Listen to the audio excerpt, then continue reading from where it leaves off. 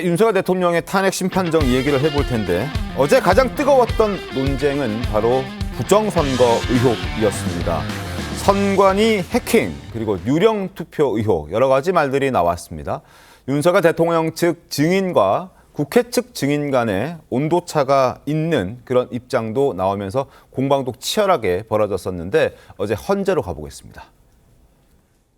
중앙선관위 그 전산 그 시스템에 대해서 자기들이 점검한 거를 보고를 받았는데 정말 많이 부실하고 엉터리였습니다.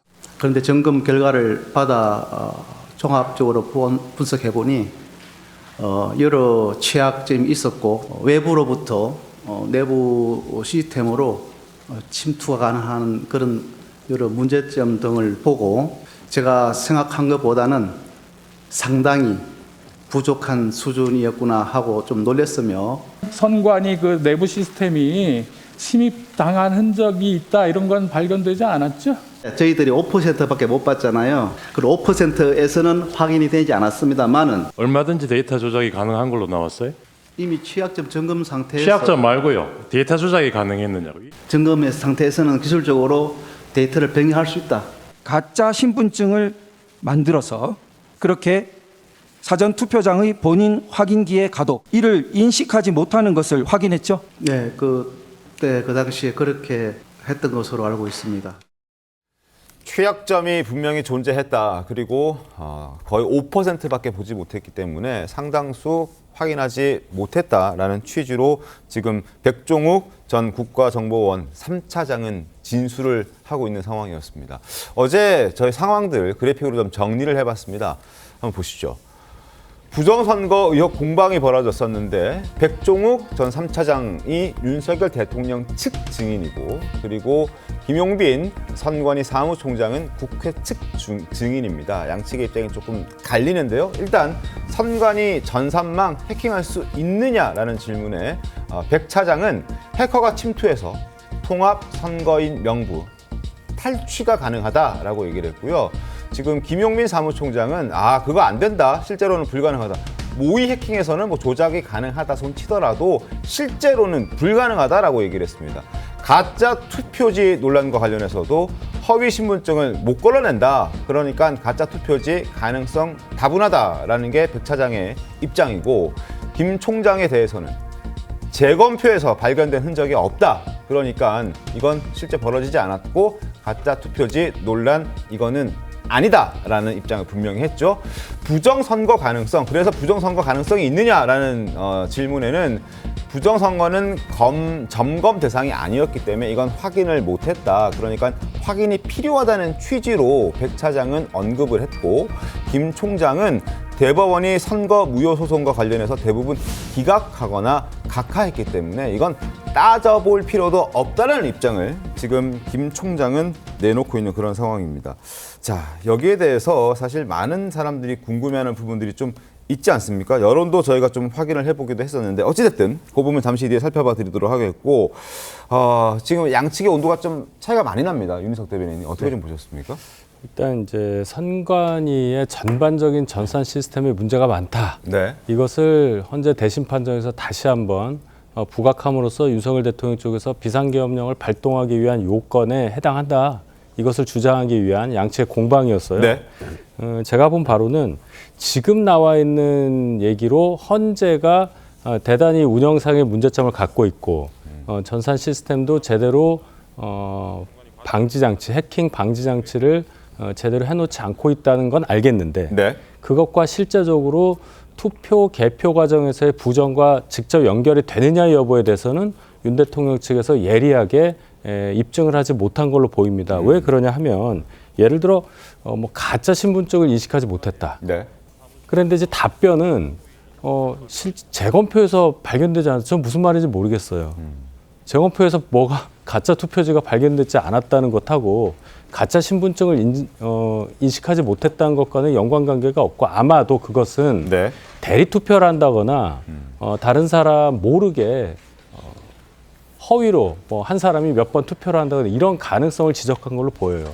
그럼 그런 증언이 나왔을 때 더 깊게 파고들어서 진짜 실제 투표에서 적어도 사전투표 과정에서는 실제 투표자가 투표한 게 아닐 수 있다. 이것을 입증하는 과정이 있어야 국민들께서 잘 인식하시지 네. 않을까 생각을 하고 제일 중요한 것은 개표 당일에 그 개표 숫자가 올라가잖아요. 네. 그 과정에서 어떠한 잘못이 있었느냐 이것을 입증하면 가장 간단하리라고 봅니다. 사후에 모든 것이 결정된 후에 자료로서 남아있는 숫자를 해킹당해서 고쳐진다 한들 네. 당락이 바뀌는 것도 아니고 그런 거 아니겠습니까? 그러니까 실제적으로 우리가 그 당일에 가장 궁금하게 보는 투표율과 그 상태에서의 후보자별 득표수 그것이 현장과 정말 다르게 올라갔는지 그래서 우리가 실제가 아닌 허위의 수치를 보고 있었는지 여부에 대해서 더 정밀하게 검증할 수 있는 그런 대심판정에서의 모습을 기대했었습니다마는 네. 그것이 안 돼서 반쪽 정도밖에 되지 않은 어제 공방이었다고 저는 개인적으로 생각합니다. 알겠습니다. 근데 다만 이제 부정선거 자체에 대해서는 충분한 증빙이 어제 헌재에서 못 됐다라는 거에 대한 인식은 다들 좀 있는 것 같은데 어제 지금 그 국정원 3차장이 얘기했던 것 중에 하나가 해킹에 취약한 선관위 시스템 자체는 분명히 이제 조사를 네. 해보니까 물론 5% 취합해 일부를 이제 발췌해서 조사한 것에 불과하긴 했지만 일부 취약점이 발견됐고 일부 서버는 또 직원들이 쓰는 서버와 유권자들이 사용할 수 있는 그 유권자들의 투표를 관리하는 서버가 동일한 서버였다. 네. 뭐 이런 식의 객관적인 증거들은 좀 나온 게 있지 않나요? 그렇죠. 그러니까 그것은 선관위 운영상의 문제점이라고 저는 생각을 해요. 네. 지금 우리가 부정선거라고 얘기하면 자, 제대로 된 투표인의 투표를 했느냐 여부와 두 번째는 투표 결과가 정확하게 반영이 돼서 우리가 결과를 정확히 알고 있느냐 두 가지 아니겠습니까? 지금 말씀하시는 대로 선관위 서버 안에 있는 어떤 자료라든지 투표자 명부라든지 이런 것이 누구에 의해서 불법적으로 탈취될 수 있는 가능성은 충분히 알았어요. 근데 그것과 부정선거가 연결이 되려면 방금 전에 제가 설명드렸던 수치가 나오는 과정에서의 어떤 조작이라든지 그런 것을 조금 더 정밀하게 물어봤어야 하지 않느냐 하는 아쉬움이 남는다는 겁니다. 네, 알겠습니다. 이 부정선거 의혹이요, 이 민심이 어떤지도 궁금해하는 분들 많습니다. 여론조사가 있었는데요, 보여드리겠습니다. 부정선거 의혹, 별로 그리고 또 전혀 공감하지 않는다라고 답한 인원이 54%, 그리고 매우 대체로 공감한다고 응답한 비율이 43%였습니다. 10% 안팎의 차이가 났는데 생각보다 아주 극명하게 차이가 나진 않는다. 뭐 이런 얘기들도 있어서 강성필 평론가님, 이게 윤석열 대통령 말대로 부정선거 의혹이 제대로 규명되진 못했지만 사전에 선관위 시스템에 문제가 있다는 걸 한 번쯤 토파볼 필요가 있다라는 어떤 대중 여론의 환기를 시켜줄 필요가 있다. 이런 얘기들을 증빙하는 거 아니냐. 뭐 이런 주장도 있는 것 같아요. 저는 계속 윤석열 대통령 측에서 문제가 있다 하니까 문제가 있는 것처럼 보이기 때문에 그렇기 때문에 저런 여론조사가 나온 게 아닌가라고 저는 개인적으로 생각을 하고요. 네. 네. 저는 이제 선거 부정 의혹과 관련해 가지고는 탄핵 심판에서 다룰 아이템이 아닙니다. 저런 거는 부실 선거 방지를 위한 선거 시스템 개선 전문가 토론회에서 할 얘기입니다. 왜냐? 설사 부정 선거와 관련된 내용이 나왔다고 칩시다. 그런데 그런 이유로 비상계엄을 선포할 수 있는 요건이 안 되는 거예요. 그렇기 때문에 탄핵 심사에 대해서 그 과정에서 윤석열 대통령과 관련해서 이분을 파면해야 되냐 말아야 되냐의 요건이 아닌 거예요. 왜냐? 지금 탄핵 심판의 쟁점은 4가지인데 계엄 선포, 두 번째 포고령, 세 번째가 국회 침탈, 네 번째가 선관위 침탈이에요. 그러면 어제 탄핵 심사에서는 선관위에 군인들이 영장 없이 가서 선관위 직원을 감금했고 행동을 제압했고 휴대폰을 뺏었는데 이게 과연 적법 절차에 의했는가에 대해서 따지는 것이 중요한 것이지 부정선거 의혹에서 어제 탄핵 심사에서 얘기했던 것은 저는 좀 무의미하지 않았나 저는 그런 생각을 해봅니다.